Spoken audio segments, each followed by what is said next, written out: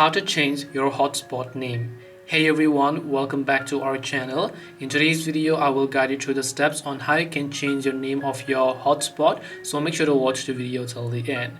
Now, if you don't know what hotspot is basically just sharing your mobile data so that other people can also use them as your Wi-Fi.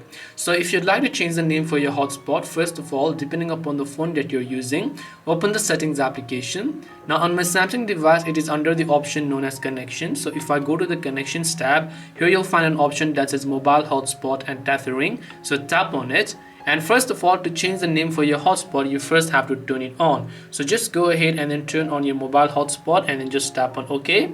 And once you have done that, you should be able to tap on the mobile hotspot name. Here you can see the network name. So now you can go ahead and change this network as well as the password depending on what you prefer, and then just tap the save option if you'd like to save those respective changes.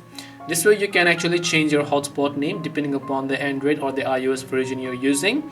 Hope this video was helpful. If you have any questions, feel free to leave them down. Thank you for watching and see you in the next video.